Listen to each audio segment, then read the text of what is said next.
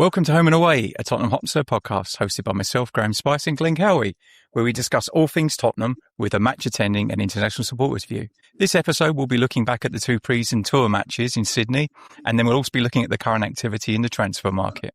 A lot to discuss, so let's get into it. Let me be the one that you turn to, someone you can rely on, closer each day. Home and away. Glenn, how are you? I'm good, mate. I'm good. Ready for my epic journey, I guess, north-ish to England. Looking forward to seeing you in person, recording in person. Yes. That'll be good. I'm looking forward to that as well. Yeah, so I'm doing well, mate. How about you, Graeme? How are you? I'm okay. I had a short week. I had a long weekend last weekend, so a lot going on at work, so it's kept me busy. Yep.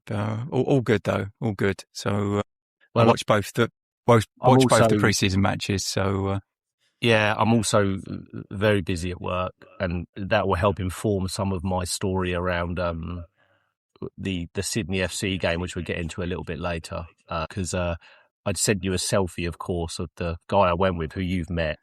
When I sent him to London. Yeah, but yeah, I'll get into that a bit later.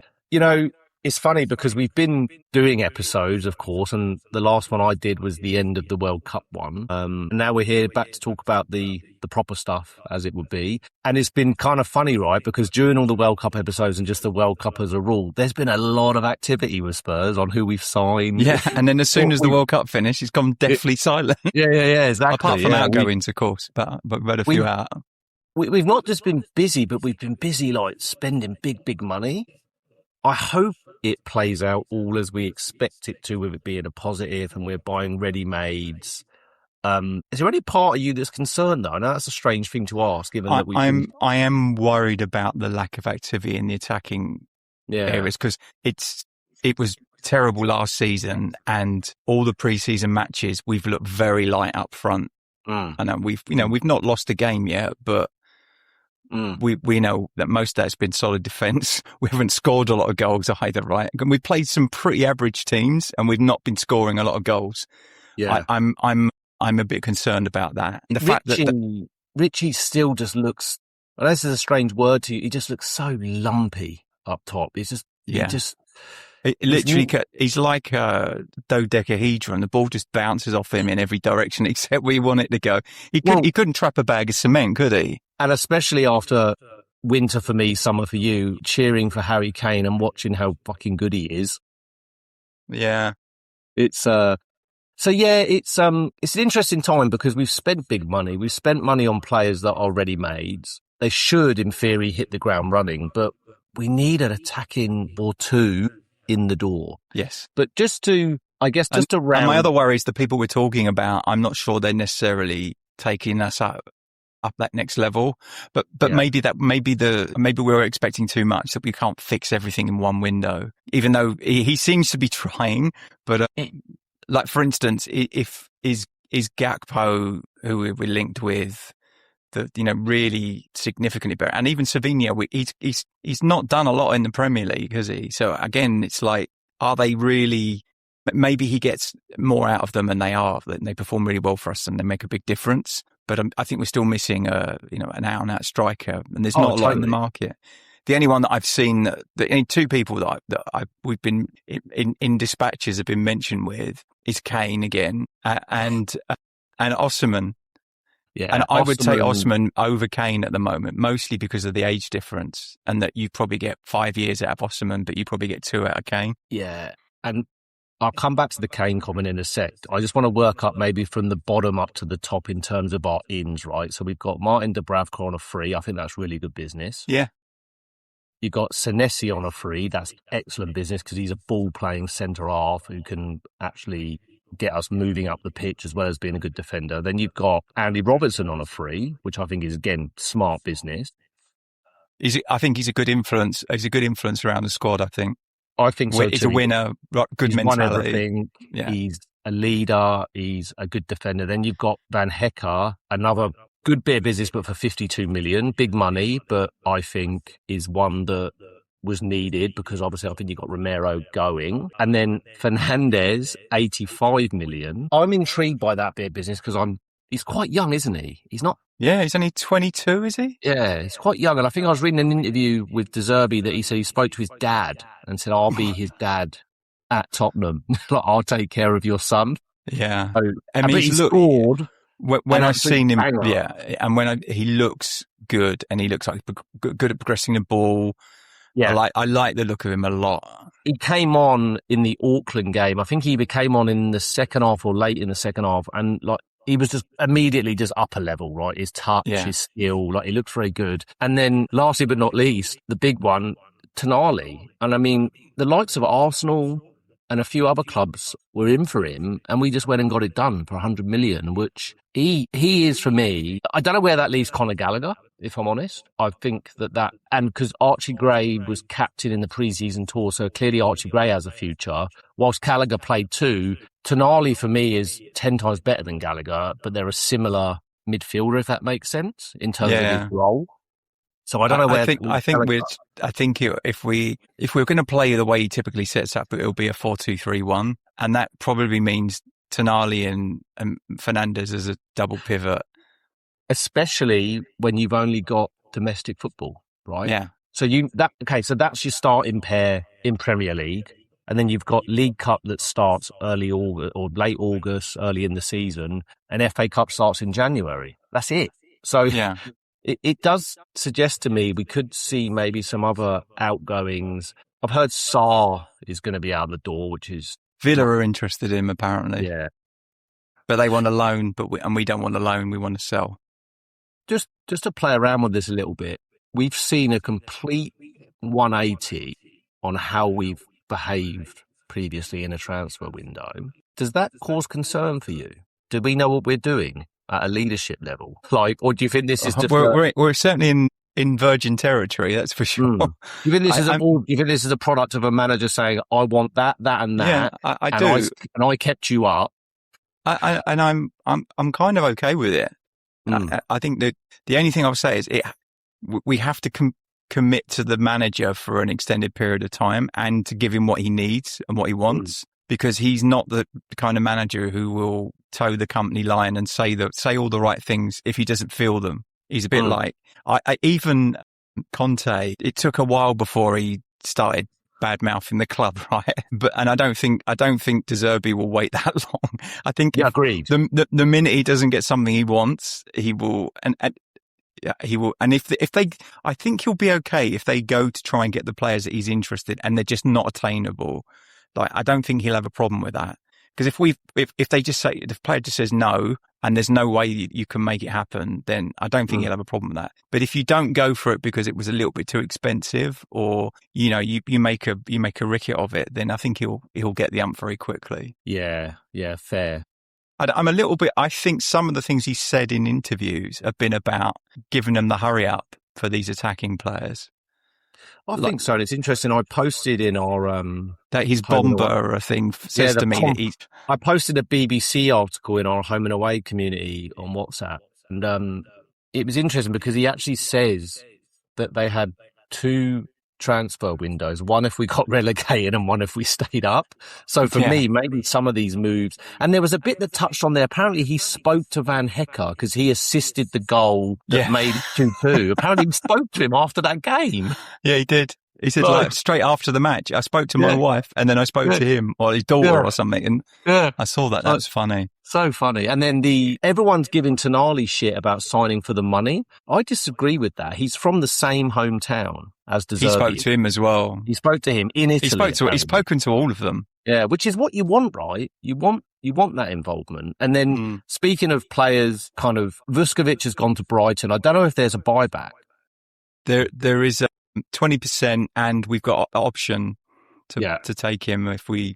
Look, also, I'm disappointed that he's gone because I think he's a really big prospect, but that is actually what he is. He is a prospect right now. We basically swapped him for Van Hecke. Yeah, to get 50 million. Who's as an experienced Premier League Correct. defender. Correct. So you take it. Vuskovic hasn't played a single match in the Premier League yet. I also didn't love how he conducted himself. I thought he was a bit of a bellend, to be honest. Yeah. Billy Big Bollocks. He got way ahead of himself. He was behaving like he was Ledley King or something. Like, I can say all and do what I want.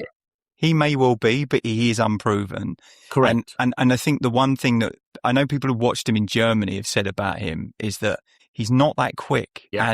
And he doesn't turn very quickly, and he could get undone in the Premier League because of that. So that'll be interesting. He's definitely, he's big. He can bring the ball out of defence. He scored a lot of goals, so he's quite a threat attacking as well. But first and foremost, you've got to be able to defend against the best attackers in the Premier League, and that'll be that remains to be seen at the moment. Yeah, I don't, we got decent money for him. We made a big profit, and he never played a match for us. So it's a weird one, right? Weird one. From a commercial standpoint, it makes sense. Yeah. Will Lankshear to Middlesbrough is a 20% good money. On that one too. It's good money for him, 20 million. The one I am a bit befuddled by is the Tyne and Thompson deal to Man United for 8 million. I hope that we don't, in 5 years, live to regret that one. I don't think we had a choice. I think his family wanted to move him out of the area. Yeah, okay. I think I get the impression there was something going on off the pitch there that meant they needed to move him away. I also wonder if we see him loaned out somewhere by Man United. I don't think I wouldn't be surprised. I think it was more about just getting him out of the south of England. Yeah, fair. getting him like 150 miles away at least, or 200 miles away. And then Valise, I completely forgot about him. He's gone finally. Like, because we got money for him, so I'm okay with that.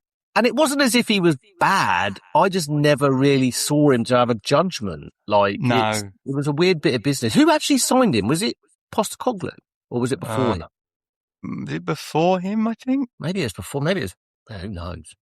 I have to look back. And then Alfie Devine and Ash Phillips to round out the again. We got money for them, right? So if you look at Lancashire, we bought from, I can't remember where we bought him from now. Is it Hull or somewhere? We bought him from a low league team. He's played a handful of games for us, and we got good money for him. Devine, again, another one we bought from youth to youth. Like it's one of those ones. It's a Langer special, right? Like he stocked the youth squad with the best players he could pick up, and he was one of those. We're very promising. Never really realised it. We got money for him. Ash Phillips hasn't really played for it. He's hardly ever. He just never really got a look in, did he? It's funny, right? I think he was on loan when he was on loan at Plymouth. There was a Soccer Saturday snippet I saw of one of the pundits on Soccer Saturday, and he was watching the Plymouth game. It might have been Plymouth in the Cup or something, and Ash Phillips was playing for them. And he said, this was a couple of years ago, and he said, Tottenham have got an absolute gem here. And I got really excited. Yeah. And then it's never really happened for him at Spurs. No. So I saw some of the conditions for the add-ons, like the 30 million add-ons for Ash Phillips, and it's like has to play 15 matches for them. We get like 5 million or something. That doesn't sound that difficult to do. And then there's something about there's a big chunk if they get promoted to the Premier League any time that he plays for them. So, and I think that's a good chance of that happening with Middlesbrough. I think they just fell short last season. They did, yeah. They'll be thereabouts in terms of pushing for promotion. Yeah. Yeah. And I really hope that those guys do well. I think they're at an age 22 sort of ish where they really need consistent and regular football. And so I really wish them all the best. I don't think they did anything wrong. I think there's some shitty loans out there, and also the changes in management at the club has not helped, has it? Anybody? It hasn't helped the first team squad, let alone the peripheral players. Yeah. And then, look, some of the, and I'm going to say them probably more than rumours right now. And the reason I say that is just because how we've been behaving in this. Because Savinho's social media looks like he's already here. Yeah. It's an interesting one, Savinho. Like, maybe he just needs to be in the right team under the right manager. I think Maresca coming in is a good thing for this transfer, because I think Pep was the one that was more vocal about retaining his services. So I'm yet to see, though, something to get me really excited by that signing. I've seen little flashes of he might be good, but he's still a bit. My worry is that it's already now 2 weeks away from the start of the season, and we've got to bring these players in, get them acclimatized, get De Zerbi to kind of get something, impart some knowledge and wisdom to them so that we get kind of ready for the season. Feels way too late again.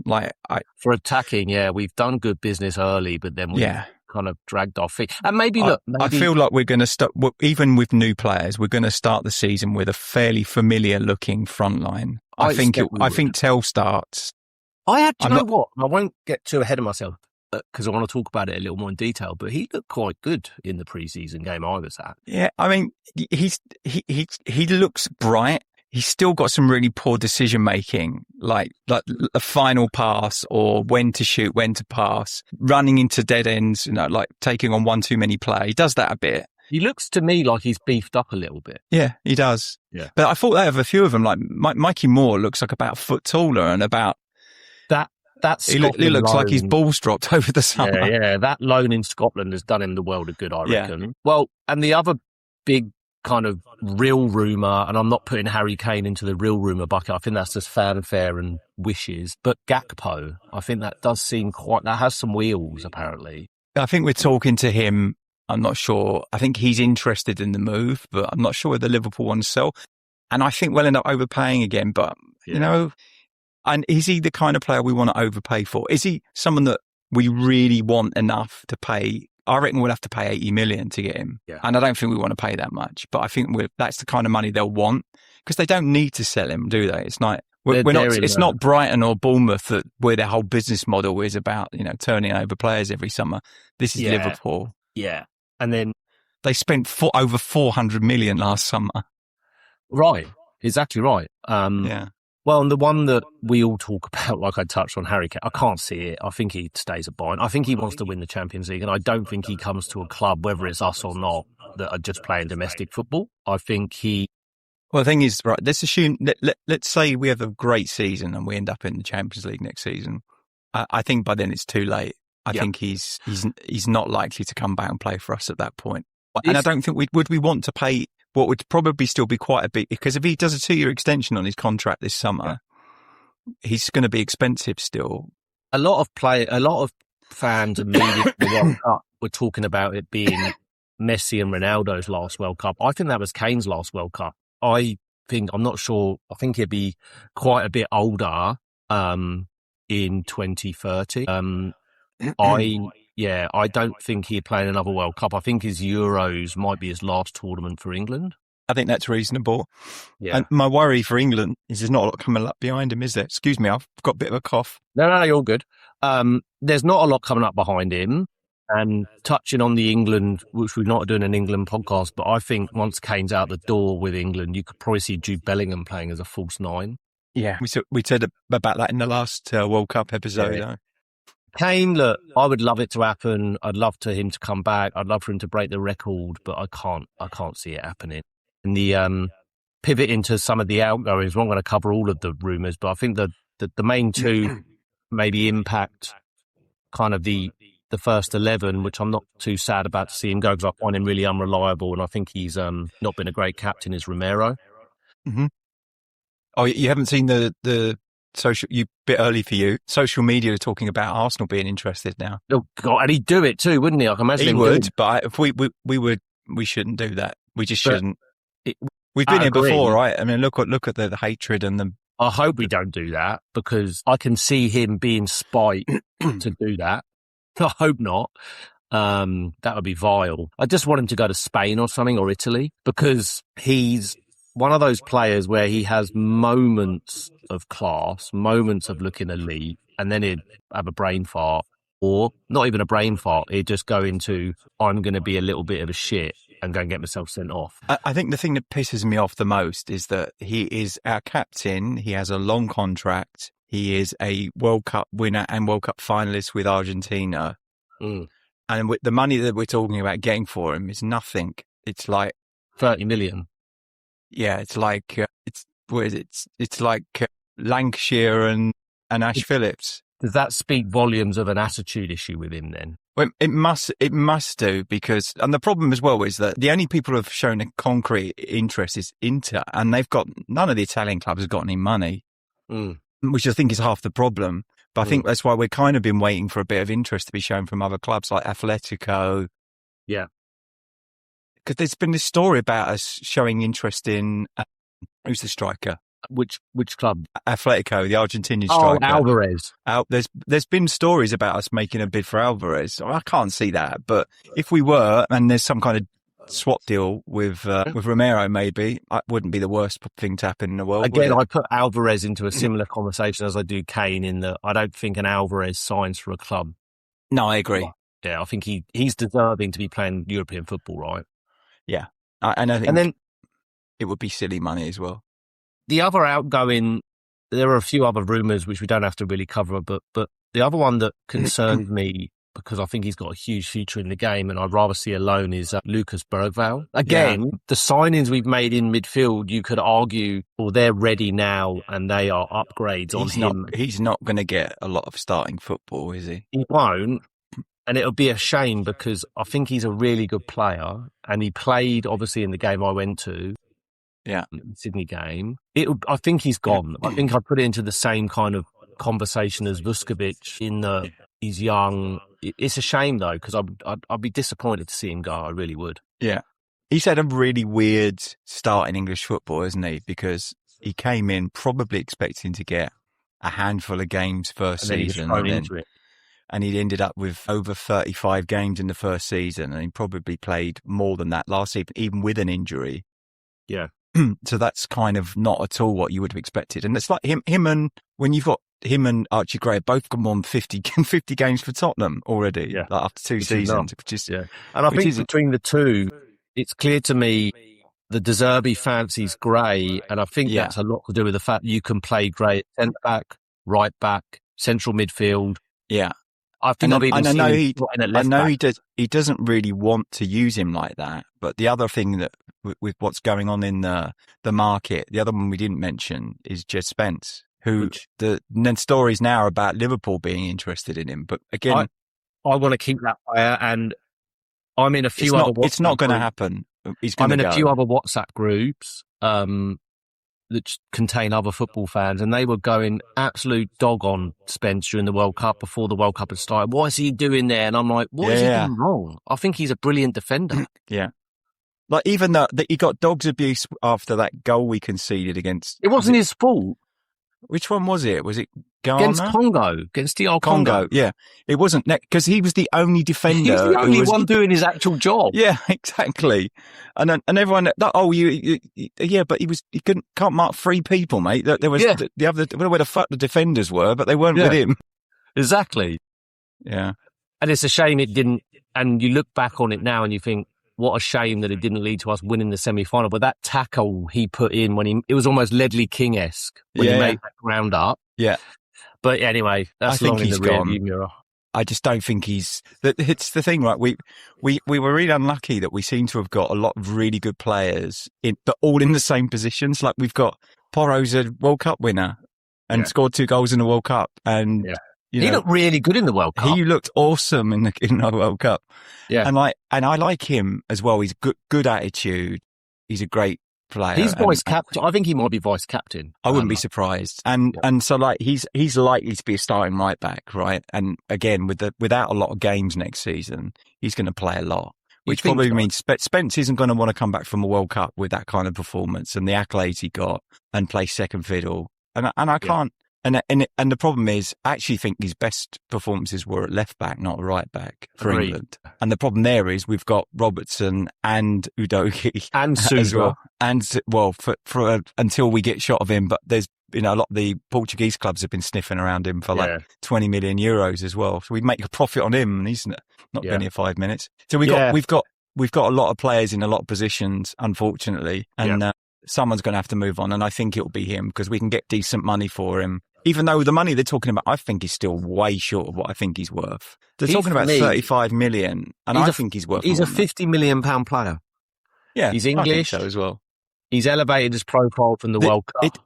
That's a really good point, actually. The English factor here, we have a problem, right? In that a lot of the players we've moved on, Lankshear, Devine, Phillips, would have qualified to be English players, right? For the coming next 2 seasons or whatever the seasons are. I think they've been there long enough. It's 3 years, isn't it? They have to be there to count as, and they are English. So like for next season, if we do qualify for a European competition, we're going to need more English players in the squad.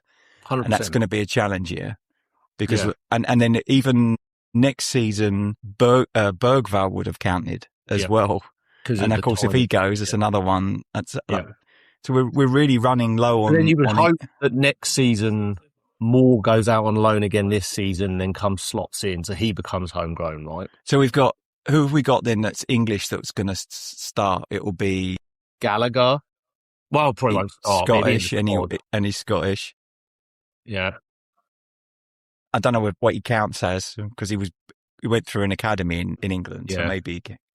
It's weird, right? Because Eric Dyer wasn't considered homegrown, and he was an England international. And he was an England captain. Yeah, bizarre. So the rules are strange, but yeah. I mean, look, pivoting away from the off the field business, we have been on the field a few times. I know you covered with the New Zealand lads, some of the New Zealand, the Auckland game, yeah. So it was talk me through because you went to the first match, right? I did, in Sydney. It was kind of a lot of banter, right, going on in our WhatsApp group with the Aussie guys, as the New Zealand guys and me. I go up to Sydney once every 6 weeks for work.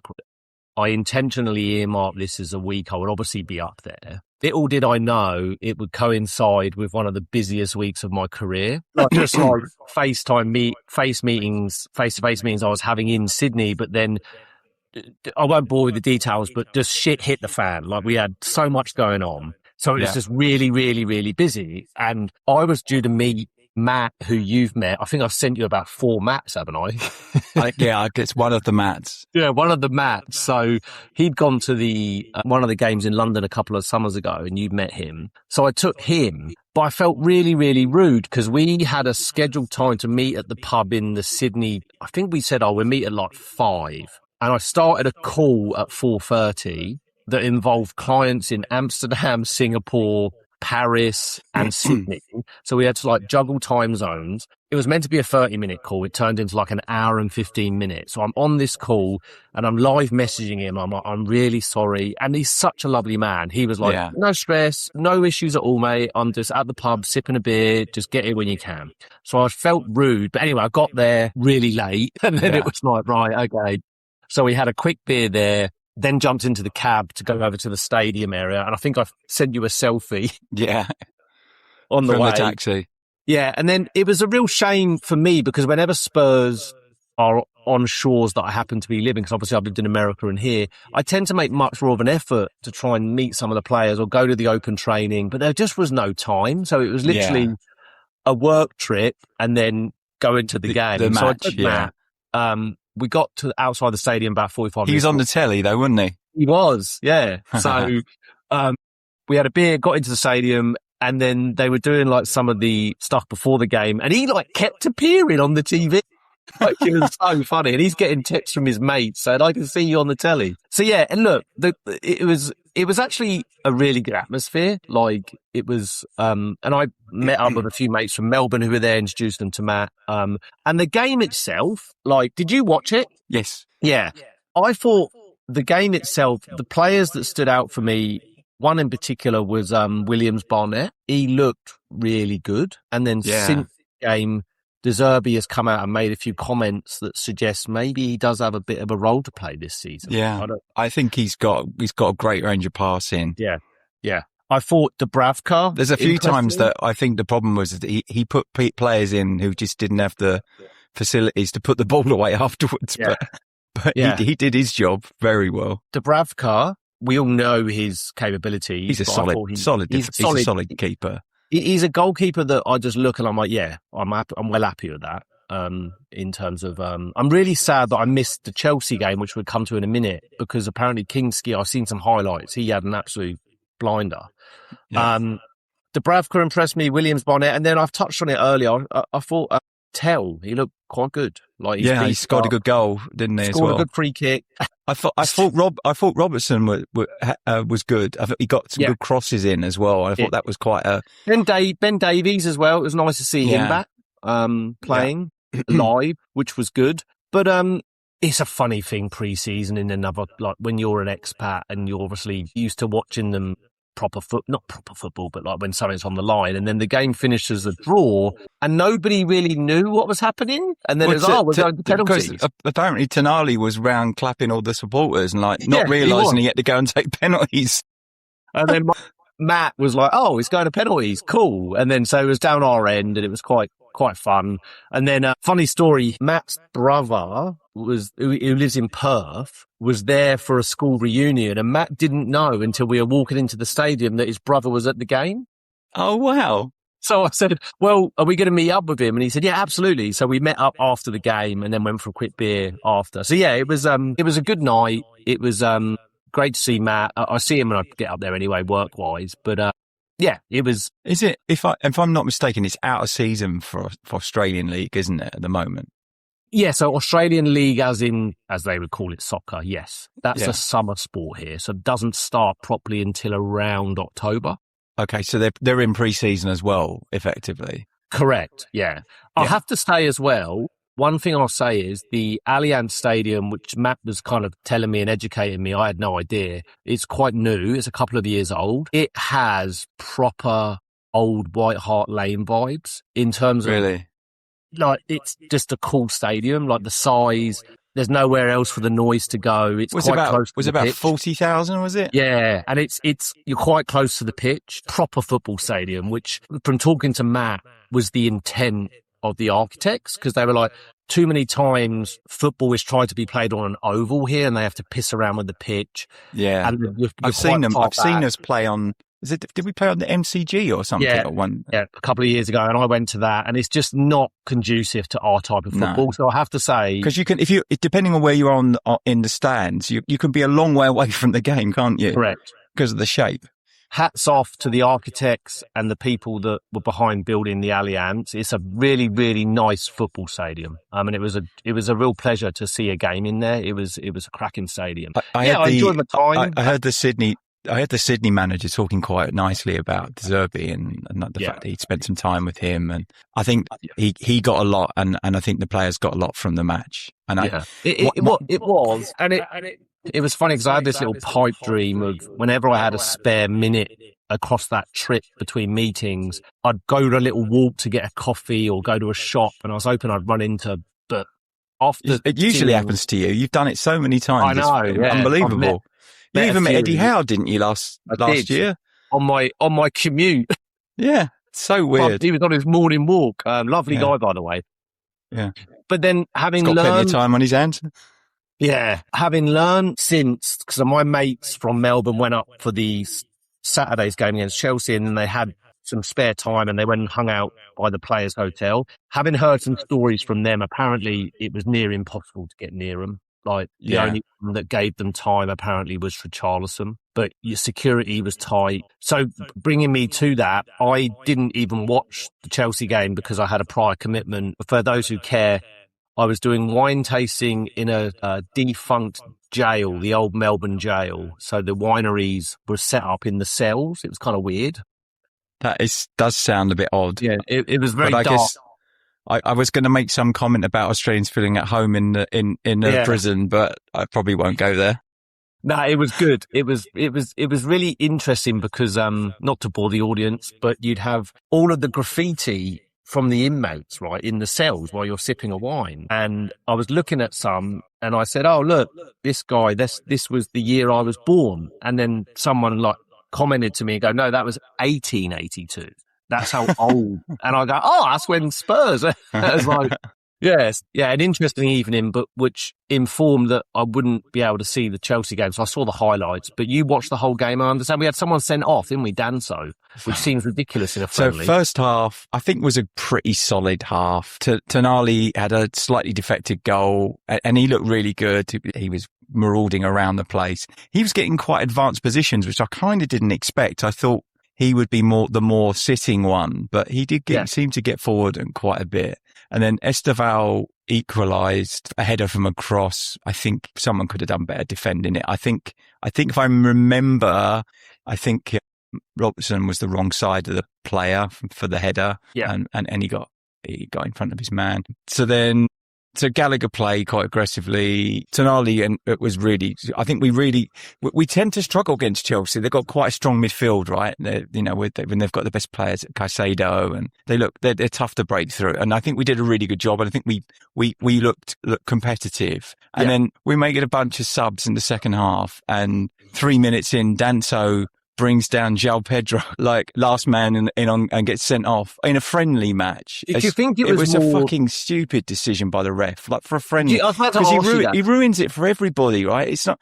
This is pre-season. To a degree, having some empathy for the refs, they've still got a job to do. So by the letter of the law, it's a red card. Exactly. But I mean, in a game that doesn't matter, it just felt like... Do you know what it reminds me of in a weird way is FA Cup third round when Arsenal played Farnborough Town years ago, and the Farnborough Town player did that. And I remember Ray Parlour and a few others going up to the referee and pleading with them not to send him off. Yeah. I think Arsenal were already 4-0 up. And it was like, come on, you're just ruining it for him, for everybody else. But the referee had to do it. Yeah. Anyway, so that happened. And then we were under the cosh for a lot more of the game. But we defended quite well, I thought. Kinski made some good saves. Yeah, I touched on that. I've seen the kind of reel with his distribution was really good, wasn't it? Yes, yeah. And then Rio, is it Kaya Martin? Yeah. The youngster had come on. I think he was on the fullback by that stage. Anyway, he had a mazy run through most of the pitch and then and got a shot off, hit the crossbar. So he looked really good. And I think De Zerbi was quite excited about that from the sideline. But he got injured shortly after that. And and I think he's done a ligament or something. He's going to be out for a while, which is really, I'm disappointed for the guy because he'd had a really good pre-season. He played a few matches. That's a shame, yeah. And then Richarlison, of course, last minute, last kick of the game, literally, Richarlison gets onto a rebound that came off the post, I think, and scores. Yeah, I saw that. Yeah, hit the post. I'm pleased because I didn't want another penalties. It's stupid, and pre-season penalties. So, and also from looking at the highlights and seeing the reaction from the crowd, it looked like everyone went absolutely mental as well. Yeah, there was a lot of Chelsea there. Yeah, it doesn't surprise me. English Premier League clubs generally are quite well followed because obviously in Australia it's 1.5 million expats English here, so you're always going to attract big crowds to games. And often, to be fair, they are from, as I said, England, maybe their former season ticket holders across Chelsea and Spurs. Like I've done Tottenham a few times in Australia, and particular stands out to me. We were in Perth a few years ago when Postecoglou was manager, and it was some real dodgy, veneer missing characters who were from England, and I'm thinking to myself, do you live here because you were had to leave England? You know, I would, yeah, probably. Yeah, it's like, have you ever been back? It's like you meet some real characters. One bloke, I think, Spurs, there's all tattoos down his arm, yeah. So I think if you look across all the 3 tour matches, I think you could say we're okay. We didn't lose a match. We won them all. Won on penalties. Did we do anything really spectacular? No. Did we get a lot of minutes into a lot of legs? Yes. Yeah, that's what you want. But what worried me more was that there were quite a number of players that we took on the tour that didn't play at all. Yeah. Mostly because I think that they were, or they played and then he was worried about fitness and didn't want to take any risks with them. Yeah. So it'll be interesting to see what happens this weekend, which is a good pivot. We've got Getafe at home, which you're not going to, I assume. No, it's a training ground one again. Oh, is it? Okay. Yeah. And then the interesting thing about that one is they're like the Millwall of Spain, right? They're not. They are probably the dirtiest team in Spain. So I'm worried about us. I don't want us to play anyone who could pick up an injury in that match. Yeah, fair.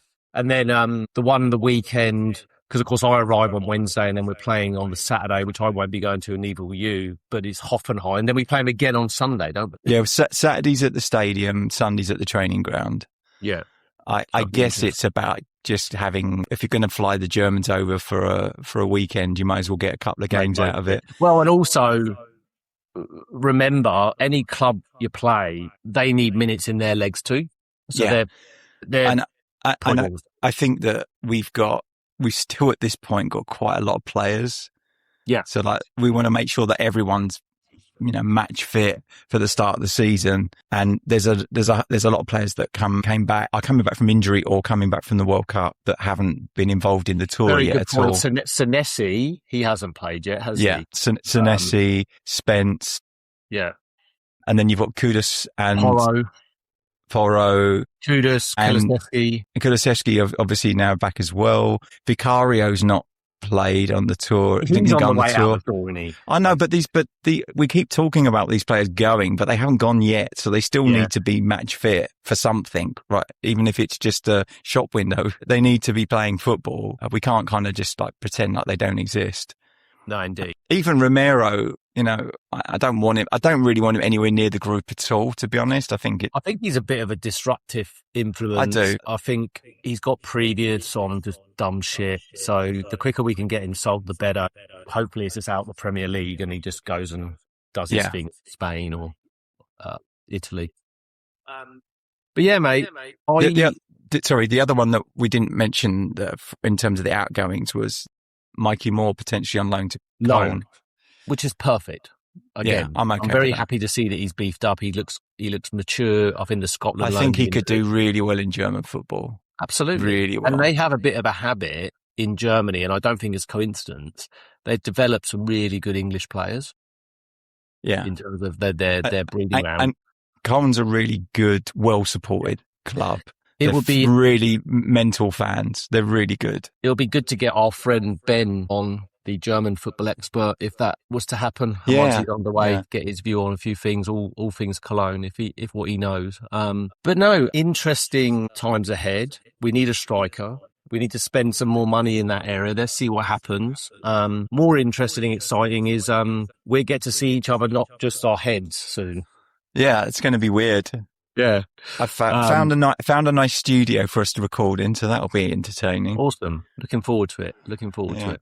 Well, I don't have a great deal else other than, as always, from me. Oh, and if you can look, it's probably not very in focus because I'm in focus. So I'll get it down. I was to say, you get it down and then maybe include it in the image for the episode. It's a great little clock, that. Who got you that? Or you just see it and buy it yourself? I saw someone advertising them on the interwebs, and I love the fact they've incorporated the old original badge as well. Yeah, I like that as well. Great stuff. So I will. Very happy with that. That came today in the post. Oh, good stuff. Well, as always from me, look, it's great to be back talking Spurs. I will see you next week, or the week after, whenever it is. But I will be in warmer shore. I'm looking at it, 11 degrees here, and it's going to be 31 the day I land. So I'll take it. England showed up with the summer, so I'm well happy with that. You won't recognise the place. Like, everything's brown. It's just it's been so dry for so long. It looks. Mum was saying that her garden's having a terrible time because she usually grows veg and various other bits, and she goes, some of it hasn't really taken. It's just been too dry. Yeah, the only thing we've had. My mother-in-law does the garden, and she does quite a good job of it. And we've had tomatoes. She's managed to keep them alive. I don't know how she's managed it, but they've been actually bumper crop of tomatoes. It's funny, all my mates in groups I'm in back home, and then also my mum and dad, and they just, it's so hot. And I go, we just call that summer. So I feel I'm one of the few people that I know that's got air conditioning, so I kind of... I wonder why you had the hoodie on. Yeah, it's pretty chilly. Yeah. Actually, I've been just let the dog out before I come up to do recording, and it's pretty chilly in the garden at night. Yesterday and today, the nights have been quite cold. And so I think that's. I will bring this then. I was debating, should I bring a little jumper or something? I just in case. Like, there'll be days where most days it will be like in the early 20s, and you'll be fine at night. But there'll be days when it might cool down a little bit, and it might be worth having something to hand. Well, very much looking forward to getting back. Looking forward to seeing Spurs in the flesh in a proper game. And as always from me, come on you Spurs. Yeah, thanks to everyone who's listened in. Please like and subscribe to the podcast to tick all the algorithms so we can get in front of more Spurs supporters. And as Glenn said, come on you Spurs. Let me be the one that you turn to, someone you can rely on closer each day. No matter where Gray.